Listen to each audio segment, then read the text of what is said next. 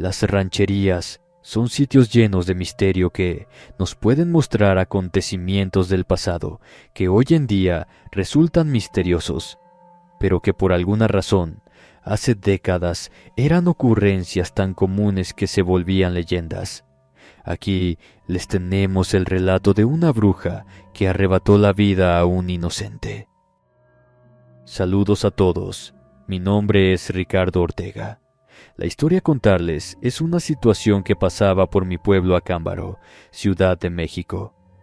En ese tiempo había numerosas rancherías y era una comunidad mucho más pequeña de lo que es hoy en día. En un remoto rincón de mi rancho, allá por el año 1980, la pequeña comunidad vivía en paz y armonía con la naturaleza, con lo que la tierra nos proporcionaba para nuestros cultivos, alimentos y cuidar de nuestro ganado. Sin embargo, bajo la aparente tranquilidad, la vida de una madre y su hija serían arrastradas a un abismo de terror, desesperación y muerte, que nadie, ni siquiera la mujer más sabia del pueblo, podría haber prevenido. Dentro de la comunidad vivía una mujer llamada María. La señora era una madre soltera. Todos la conocían como una mujer fuerte, que siempre se esforzaba por cuidar a su joven hija, Sofía, que aún se encontraba en su vientre. Por desgracia, hay muchas historias de este tipo. Todo comenzó cuando a María la sedujo un hacendado, del que nunca quiso dar su nombre. Y una vez que el hombre tuvo lo que quería, la abandonó a su suerte, sin importarle que tendría un hijo y le negara su apellido. Para desgracia de la muchacha, que para esos años apenas tendría unos 17 años, no tenía padres ni parientes, ya que ellos habían fallecido cuando una pandemia azotó al pueblo con fiebres muy fuertes, dejando a la pobre muchacha a su suerte. Afortunadamente, sus padres le dejaron una casa donde refugiarse, aunque era pequeña y apenas tenía lo necesario, pero al menos era un techo con el cual protegerse. Ella cosía y bordaba, así que se estaba apurando a fondo para tener lo más que pudiera antes de que llegara el bebé. A medida que avanzaba su embarazo, María comenzó a notar algo extraño, algo que amenazaba con arrebatarle la alegría de la maternidad. Esto muchas veces la mantuvo despierta por varias horas. Por las noches, cuando la oscuridad envolvía todo a su alrededor, María sentía una extraña presencia fría y siniestra salida del mismo infierno. Esto parecía envolverla. En la oscuridad de su habitación, apenas si vislumbraba la figura. Nerviosa encendió una vela, solo para ver a una mujer con uñas largas y manos huesudas intentando ocultarse en la oscuridad. Aquella aberración tenía una mirada intensa y llena de malicia. Esa figura la llenaba de un terror indescriptible. Al principio pensó que era una alucinación causada por el cansancio y por la falta de alimento, pues apenas sí comía lo suficiente para mantenerse viva y con el bebé creciendo. Aquella mujer salió de la casa dejando un olor desagradable a orines y excremento. María tardó mucho en volverse a quedar dormida, rezando para que esa mujer no volviera a presentarse en su humilde casa. Pese a todos los sacrificios que estaba haciendo, adoraba a su hija. Ella pensaba que sería una niña, con los sobrantes de la tela que le daban para hacer ropa. Le había hecho ya varios ropones hermosos. Adoraba la idea de convertirse en madre, incluso si su novio había huido y no había forma de encontrarlo, y los vecinos la veían como una mujer fácil. Ella tenía claro que el regalo de tener a su bebé en brazos sería pago suficiente para todo lo que estaba pasando. Muchas veces cuando se sentía más cansada después de tanto trabajar, se tomaba el vientre con las manos y lo acariciaba, cantando melodías dulces al ser que crecía en su vientre, y eso le daba suficiente energía como para seguir trabajando, terminar una blusa o un vestido más para ganar otros pesos antes de que tuviera que parar por unos días cuando entrara en labor de parto. Pese al ambiente alegre de sus pensamientos, las apariciones de la misteriosa mujer se volvieron más frecuentes, y María no tardó en darse cuenta de que solo se manifestaba cuando ella se encontraba totalmente a solas, que por lo regular era por las noches una vez que su vecina, doña Alma, se había ido a su casa después de llevarle un plato de comida, que María agradecía con bendiciones, y platicar unos minutos en lo que esperaba la llegada de su marido a casa, anunciada por el cencerro de las vacas que había sacado a pastar en la tarde. El aire se llenaba de una energía densa y opresiva, y María sentía que la presencia maligna intentaba asfixiarla. Cada vez que la figura se acercaba, las uñas largas parecían rozarle la piel, dejando un rastro de escalofríos en su camino. Pese a todo, no quería contarle a nadie lo que estaba pasando. María tenía miedo de que las cosas se salieran de control y alguien pensara que era su culpa por dejar que el pecado entrara en su casa. El tener a esa presencia rondando, se imaginó que quizá alguien podría decir que se lo tenía merecido y que no habría mejor cosa que correrla del pueblo para evitar que ese espectro rondara otras casas. Y quizá no estaba falta de razón. Había escuchado rumores de que eso pasaba también en otros pueblos. Fue entonces que una noche, mientras Alma veía comer a la muchacha y le decía que se estaba poniendo cada vez más bonita con el embarazo, que por cierto ya era muy notorio, la anciana palideció al darse cuenta de que el ente estaba rondando en la cocina de María. Enseguida se levantó y comenzó a rezar como desesperada. Una vez que el ente se desvaneció, agarró el brazo de la muchacha y le dijo que esa era una bruja, una de esas famosas Tlahuelpuchi, las brujas vampiro que se comen a los recién nacidos, y que como ella estaba próxima al parto, seguramente al verla sola la estaba rondando. Con la voz apremiante, la convenció de ir a dormir esa misma noche a su casa, donde su marido y ella misma la defenderían en caso de ser necesario. Al día siguiente, seguramente podrían ver a la chamana del pueblo para que se deshiciera de esa presencia maligna que la estaba rondando. María aceptó y fue a dormir, con mucho miedo, a la casa de Alma. La señora, sin perder tiempo, le avisó a la chamana que muy temprano irían a visitarla. Por esa noche, María durmió bien, apretándose el vientre mientras sentía cómo la vida crecía dentro de ella.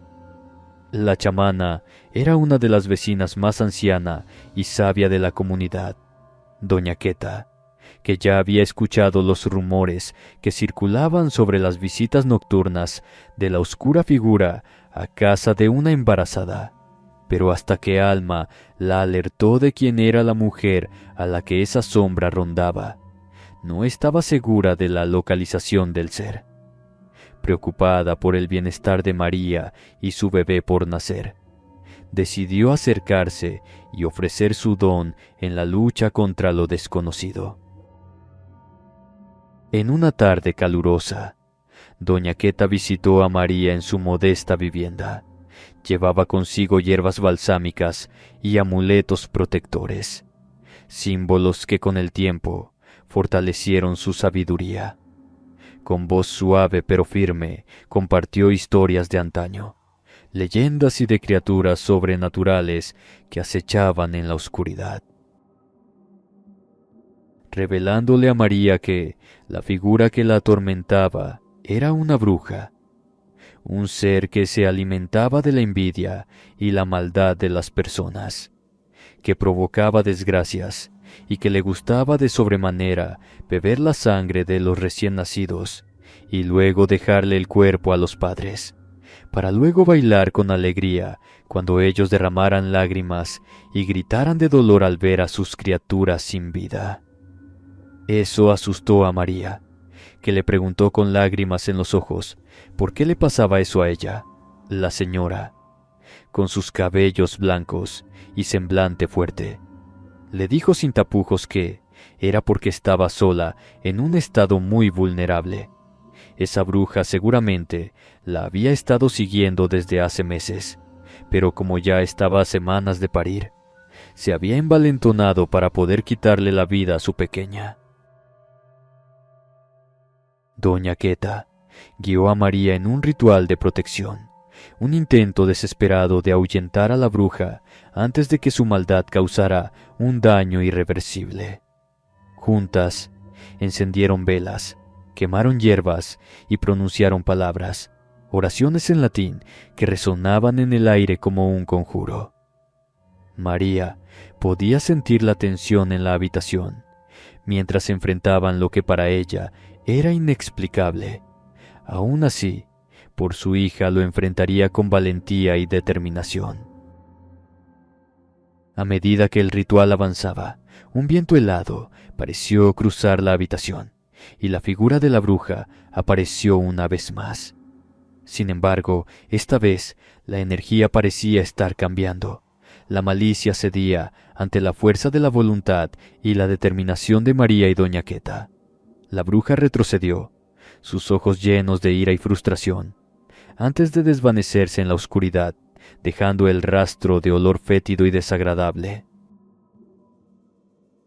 A pesar de su victoria momentánea, María continuó sintiendo la presencia de la bruja Tlahuelpuchi en su vida. Sin embargo, las visitas se volvieron menos frecuentes y menos intensas, como si la criatura maligna hubiera sido herida, pero no derrotada por completo. Finalmente, llegó el fatídico día del nacimiento de su bebé. La historia de lo que pasaba con ella se había corrido por el pueblo por boca de Queta, de forma que todos quienes le debieran un favor a la chamana cooperaban con comida, vestido y lo que necesitara la pobre jovencita.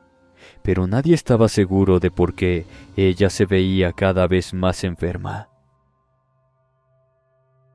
Fue hasta una noche antes del parto, que pese a todas las precauciones que se habían tomado, la bruja por fin alcanzó con sus dedos de uñas largas el vientre de la pobre María, la cual se despertó al sentir los labios fríos y horribles de la criatura cerrándose sobre su ombligo.